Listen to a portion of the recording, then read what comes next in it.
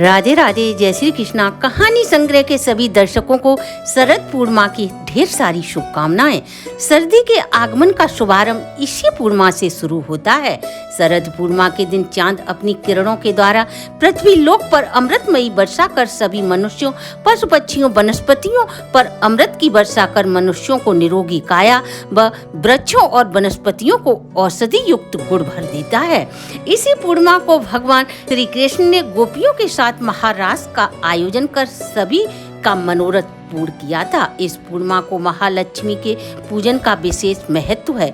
हमारे शास्त्रों में पाया जाता है, आज के दिन गाय के दूध की बनी खीर चंद्रमा की रोशनी में रखने से, प्रसाद के रूप में ग्रहण करने से औषधि युक्त हो जाती है, जिससे मनुष्यों को निरोगी काया प्राप्त होती है। क्योंकि चंद्रमा की अमृतमयी किरणें खीर को औषधि युक्त बना देती है।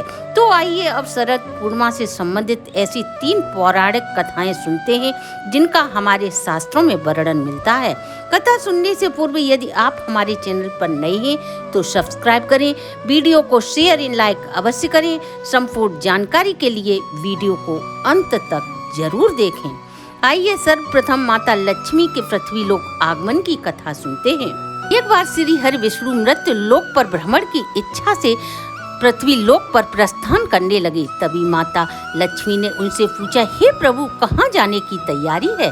तब वे माता लक्ष्मी से बोले, पृथ्वी लोक पर भ्रमण की मेरी बहुत दिनों की इच्छा थी, मैं वहीं जा रहा हूँ। माता लक्ष्मी बोली, मैं भी आपके साथ चलूं? तब श्री हरि बोले, साथ तो मैं आपको ले चलूंगा, मगर मेरी एक शर्त है। जब मैं पृथ्वी लोक पर भ्रमण करते समय उत्तर की दिशा में प्रस्थान करूं तो तुम मेरे साथ नहीं जाओगी। माँ लक्ष्मी श्री हरि की शर्त स्वीकार कर लेती हैं। इस प्रकार दोनों पृथ्वी लोक पर पहुंच जाते हैं।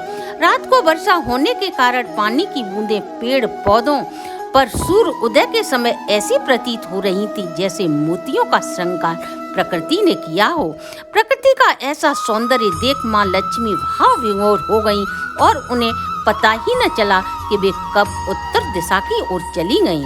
वहाँ उन्होंने एक बगीचे को देखा जिसमें फूलों की भीनी भीनी खुशबू आ रही थी।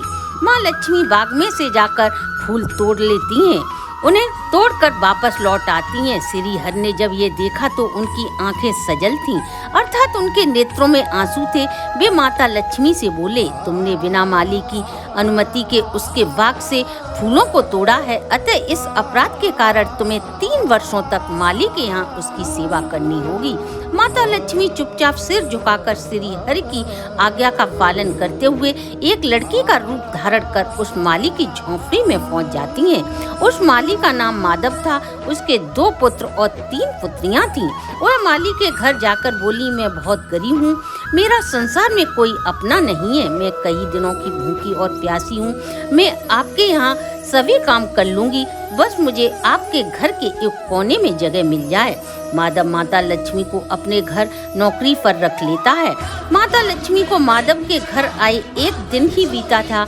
दूसरे दिन जब वह माधव फूल तोड़कर बेचने जाता है तो उसे रोज की अपेक्षा फूलों का दुगना धन प्राप्त होता है और वह एक गाय खरीद लाता है। धीरे धीरे उसकी झोंपड़ी ने महल का स्थान ले लिया।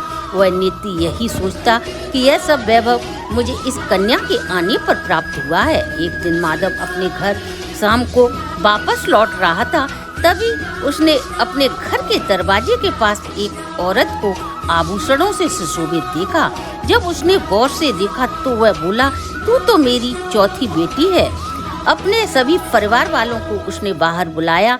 माता लक्ष्मी के रूप में अपनी मुंह बोली बेटी को देखकर सभी हैरान थे। माधव उनके पैरों से गिर जाता है, माता, अनजाने में हमने न जाने क्या क्या काम आपसे करवाए, हमें माफ कर दीजिए। माता लक्ष्मी मुस्कुराई और माधव को उठाया और बोली, तुम बहुत सच्चे और दयालु हो, तुमने हमें अपनी बेटी की भांति ही प्यार और दुलार दिया है। मैं तुमसे अति प्रसन्न हूँ, अतः मैं तुम्हें वरदान देती हूँ, तुम्हारे घर खुशियाँ और धन की कभी कमी नहीं रहेगी। ऐसा कह माता लक्ष्मी वहाँ से अंतर ध्यान हो जाती हैं। माता लक्ष्मी हमें इस कथा के द्वारा संदेश देती है कि सच्चे हृदय और दया की भावना रखने वाले के यहाँ ही मैं निवास करती हूँ। दूसरी कथा भगवान श्री कृष्ण के रास की कथा है। गोवर्धन पर्वत के तहलटी में बसे फारसौली गांव के सूर्य श्याम सरोवर पर शरद पूर्णिमा की चांदनी रात में भगवान श्री कृष्ण और ब्रज की गोपियों को साथ लेकर महारास का आयोजन कर रहे थे। तब प्रभु की लीला का प्रत्यक्ष गवाह बना चंद्रमा प्रभु की लीला देख मानो ठहर गया था। गोवर्धन धाम से लगभग 2 किलोमीटर दूर 100 गांव से सूर्य श्याम सरोवर दिखाई देता है। भगवान कृष्ण सभी सखाओं के साथ यहाँ पर आते हैं और मुरली बजाते हैं। उनकी मुरली की धुन को सुनकर गोपियाँ अपने आप को रोक न सकी और वे दौड़ी चली आती हैं। भगवान कृष्ण सभी गोपियों के मन को जानकर जितनी गोपियाँ थीं उतने ही रूप धारण कर लेते हैं और प्रत्येक गोपी के साथ भगवान कृष्ण महारास का आयोजन करते हैं। रास इतना दिव्य और मनोरम था कि चंद्रमा भी अपनी गति को रोककर स्थिर हो जाता है और ये महारास 6 माह तक लगातार यूं ही चलता रहता है। चंद्रमा ही इस मनोहर देखकर अपनी सुध बुध नहीं खोता, बल्कि वैरागी भगवान शिव भी इस मनोहर झांकी को देखने के लिए एक गोपी का रूप धारण कर लेते हैं। भगवान शिव इसी रूप धारण करने के कारण गोपेश्वर कहलाए। तीसरी कथा के अनुसार महर्षि नारद जी श्री हरि से कहते हैं, हे प्रभु, मैं पृथ्वी लोक से सीधा आपके पास आ रहा हूँ। मृत्यु लोक के वासियों के दुख अब मुझसे देखे नहीं जाते।